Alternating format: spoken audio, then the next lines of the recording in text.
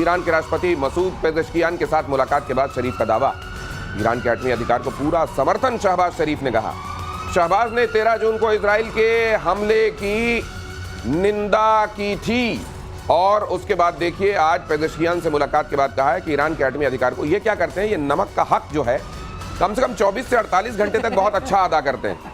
जुबान पर जब तक उसका टेस्ट रहता है वो आप देखिएगा उसी तरह के जुबान से लफ्ज निकलेंगे। अब ईरान का नमक खा के आए हैं, पेज़ेश्कियान से मिल के आए हैं, वहां चाय नाश्ता कुछ ना कुछ हुआ होगा। उसके बाद देखिए, उसके बाद तुरंत कहने लगे हम समर्थन दे रहे हैं। उधर कुछ दिनों पहले जब ये बात वहीं से निकल कर आई थी कि वहां देखिए शायद ये ईरान को परमाणु हथियार तक दे सकते हैं इजराइल के खिलाफ लड़ाई में, तब इन्होंने उसके बाद 24 घंटे के अंदर अंदर यू टर्न लेकर कहा था ये कौन कह रहा है, कौन उड़ा रहा है ये सर, ये क्या है। एक बात नोटिस करिए, मुनीर किसका खा के आए थे? ट्रम्प का खा के खाए। हाँ। ये किसका खा के आए? पेज़ेश्कियान का। जो जिसका खाएगा उसका बजाएगा। लेकिन इनके हाथ में है क्या? हाँ। ये बात तो कर रहे हैं, हाँ। सारा मामला तो मुनीर के हाथ में है। हाँ। तो ये तो यूं ही गाल बजा रहे हैं। नहीं तो ये क्या मुनीर को बता के गए होंगे कॉन्फिडेंस में लेके, देखो मैं नमक खाने जा रहा हूं, मैं दे दूंगा बयान, हालांकि मेरे बयान का कोई मतलब नहीं है। उसके बाद तुम एक ओवर पावर करने वाला बयान देते। जो मुनीर को आएगा वही करेगा। पाकिस्तान में mind my word, mark my words, Pakistan में सीधी सीधी बात है, बताकर नहीं जाया जाता है, परमिशन लेकर जाया जाता है। अगर किसी ने कहीं जाना है, किसी पॉलिटिशियन ने, वो मुनीर की परमिशन के बिना नहीं जा सकता। क्या परमिशन दे दी होगी कि अच्छा तू जाके बोल दे? ये नहीं, ये तो निकल गई मुझ से। सुन नालेश, ये मुंह से निकली हुई बात है। ये यूं ही निकल गई है कि आप बैठे हैं, खाना वाना खा लिया है, आप आराम से बैठे, आपने बोला देखिए वो आप पीसफुल है, हम आपको करेंगे, अब आगे पिटाई होगी। ओके, तो ट्रम्प निश्चिंत है कि मैंने मुनीर से बात की।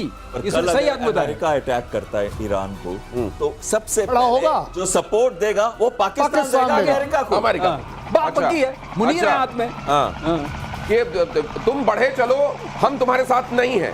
मतलब ये वाली बात ये है कि हम आपके परमाणु कार्यक्रम को समर्थन देते हैं, लेकिन अगर ट्रंप ने पिटाई शुरू की तो हम तो इजराइल को रिकॉग्नाइज करने की राह में आगे निकल चुके हैं, हम तो उसके साथ खड़े रहेंगे। आप हमारा वहीं तक मानिएगा, हम अपने एयर स्पेस का इस्तेमाल भी ईरान के ऊपर हमला होने के लिए दे देंगे। ग्राउंड भी सरलीकरण जो कहते हैं ना, सरलीकरण जो तुम कहते हो, सरलीकरण ये जब तुम ठोकोगे तो हम तुम्हें ठोकने में मदद करेंगे। हाँ, ये हमारे, लेकिन बयानों में कोई कमी नहीं छोड़ेंगे। नमक खाया है तुम्हारा। ह्यूमन शील्ड बनाकर हमास का इजराइल पर अटैक। अगली खबर देखिए, गाजा में शरणार्थी कैंप के अंदर से मोर्टार दागे गए। मानवीय सहायता वाले टेंट के अंदर से अटैक, इजराइल ने भी जवाबी कार्रवाई की। और फिर उसके बाद इजराइल को ये विलेन बनाते हैं पूरी दुनिया में। आप देखिए, मानवीय सहायता वाला जो कैंप है उसके अंदर से मोर्टार दाग रहे हैं इजराइल के ऊपर। वो जगह जहां आदमियों के रहने के लिए जो शेल्टर हाउसेस और इस तरह के बनाए गए हैं, वहां से आप चलाएंगे इजराइल के ऊपर आप गोलियां और गोले।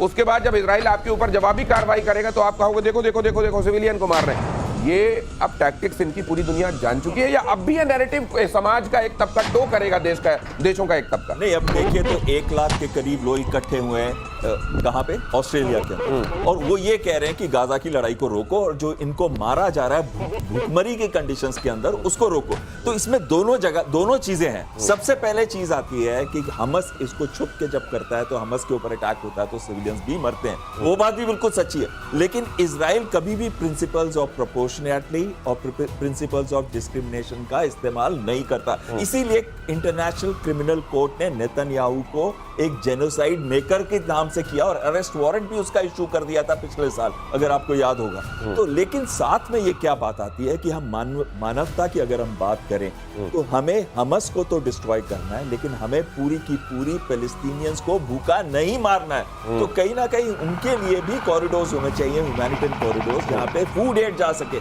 लेकिन ये नहीं है कि तुम हमस को छोड़ दो, तो हमस पे अटैक करो, सब कुछ करो, लेकिन एक इंटरनेशनल फोर्स की आज जरूरत है जो वहां पे खड़े हो, जो ये इंश्योर कर सके कि जो एड है, जो 22 लाख लोग भूखे मर रहे हैं, सैकड़ों मर रहे हैं रोज भूखमरी से, छोटे छोटे बच्चे मर रहे हैं, अगर आप उनकी भी क्या लेकिन उन लोगों को एहसास होता मर रहे हैं सर, किसके वजह से मर रहे हैं? किसकी वजह से मर रहे हैं? लेकिन अगर वो लीडर बना रहे हैं, ये एहसास होता होगा किसको? वो लीडर मान के चल रहे हैं? नहीं, नॉट ओनली दैट सर, वो टनल कैसे बनी, झंडा उठा के चल रहे हैं सर, वो टनल कैसे बनी, वो टनल कैसे बनी, और उस टनल में सिर्फ हमास क्यों रहेगा, पैलेस्टीनियन क्यों नहीं रहेगा? वो जो हॉस्पिटल है, कौन सा ऐसा हॉस्पिटल है जिसके नीचे हमास का हेडक्वार्टर नहीं था? आप मुझे बताइए। ये लोग देखिए, पैलेस्टीन अपने आप में, आप माने ना माने, पैलेस्टीन जो अथॉरिटी है वो किसके हाथ में है? हमास के हाथ में है।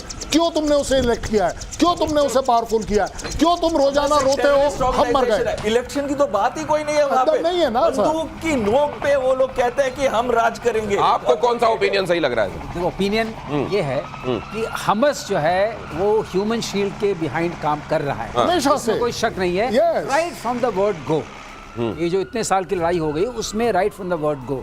अब सवाल ये है कि उस पूरे उसमें आप सेग्रीगेट कैसे करेंगे।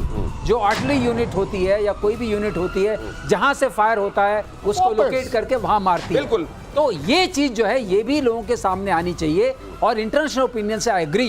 जो लोग मर रहे हैं होना जरूरी है, लेकिन जो मर रहे हैं और इसको कंटेन कंट्रोल करने के लिए जो सुपर पावर्स हैं, जो पावर्स अपने आप को बहुत बड़ा मानती हैं, उनको आगे आना पड़ेगा। खास तौर से ट्रम्प के लिए ये दावत है, आइए उसको रुका के दिखाइए। आप पीस नोबेल पीस प्राइज चाहते हैं, आप इंडिया और पाकिस्तान की लड़ाई लगाए, इसको रुकवा के दिखाइए। आपको वो पीस तो प्राइज रिजॉर्ट बनाना चाहते करेंगे। हैं, वो तो लड़ाई रुकवाना ही नहीं चाहते, वो तो चाहते हैं कि चैलेंज करते हैं हम इस चैनल से, इस चैनल से चैलेंज करते हैं। अगर आपके अंदर शक्ति है और आप अपने को शक्तिमान मानते हैं तो प्रतिशोध चैलेंज करता है कि इस प्रतिशोध को रोकिए। आप जब ये कह रहे हैं ना सर, ये ह्यूमैनिटेरियन वाली बात और साथ में नोबेल पीस प्राइज वाली बात और शक्तिमान की बात कर रहे हैं, तो शक्तिमान ही गंगाधर है, ये याद रखिएगा सर। अगली खबर देखिए, गाजा में हमास के 130 ठिकानों पर अटैक, इजरायली हमले में हमास कमांडर मारा गया।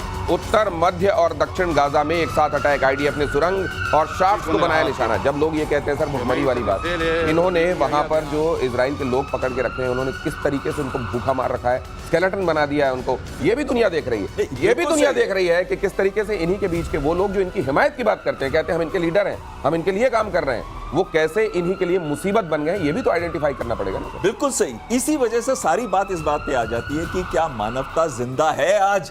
क्या मानवता के हिसाब से हमको इंटरनेशनल फोर्स वहां रखनी चाहिए कि नहीं रखनी चाहिए? अगर ये लोग उनको हंगरी रख रहे हैं, यानी कि भुखमरी की कंडीशन में रख रहे हैं, जो कि कैप्टिव्स हैं, जो कि बंधक हैं, तो साथ साथ में 22 लाख लोग भी तो बंधक बने हुए हैं इजराइल के, वो भी तो भुखमरी कंडीशन में। सैकड़ों छोटे छोटे बच्चों को अगर आप उनकी हालत देखें, कैसे भुखमरी कंडीशन के अंदर मर रहे हैं, वो तो आतंकवादी नहीं है।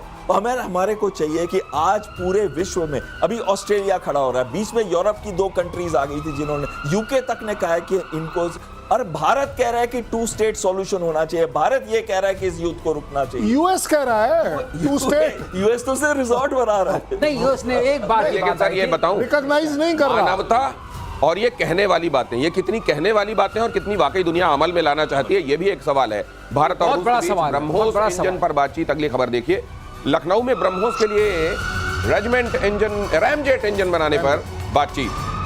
ये रैमजेट, स्क्रैमजेट आपको मार्शल श्रीवास्तव हमेशा बताते रहते हैं, ये समझाएंगे आपको। ब्रह्मोस 2 के विकास को लेकर भी दोनों देशों में बातचीत।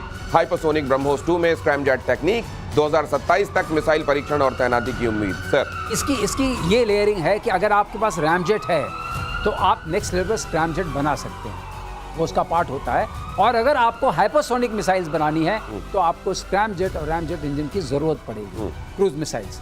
तो उसके लिए हमें ये, अगर हमारे पास आती है टेक्नोलॉजी है, कोर टेक्नोलॉजी है हाइपरसोनिक के लिए, तो ये बहुत बड़ी बात होगी, क्योंकि तब आप मैक लेवल्स में नंबर आगे बढ़ाते रह सकते हैं। और जहां तक इसका सवाल है हाइपरसोनिक मिसाइल्स का, उसमें रशिया को कोई मात नहीं दे सकता। रॉकेटरी में रशिया इज रियल सुपर। अब आप ये समझ लीजिए, जहां एक चीज है इसमें, इन्होंने बहुत महत्वपूर्ण चीज बताई थी कि रैमजेट से स्क्रैमजेट जाने में, रैमजेट जो है और स्क्रैमजेट दोनों एयर ब्रीदिंग है, लेकिन रैमजेट के अंदर सबसोनिक होती है एयर फ्लो, जो कंबशन चेंबर में आती है, जहां फ्यूल को बर्न किया जाता है। स्क्रैम उसको हाइपरसोनिक करती है। स्क्रैम जो है वो कंटिन्यूअसली सुपरसोनिक लेता है। और वो क्या करता है, ये दोनों की स्पीड जो होती है, रैमजेट वाले इंजन की स्पीड होती है 2 मार्क से लेके 6 मार्क तक, जबकि जो बात बता रहे थे श्रीवास्तव जी, इस जो दूसरी स्पीड है वो 6 मार्क से तो शुरू होती है, 5 मार्क से, और वो चली जाती है 8 मार्क 10 मार्क। हमारी जो ब्रह्मोस 2 है वो 8 मार्क की होगी, वो तो कोई पकड़ ही नहीं पाएगा उसको, कोई भी रेडार पकड़। ये समझ लीजिए कि रैमजेट कदरन स्लो इंजन होता है और स्क्रैमजेट बहुत फास्ट होता है।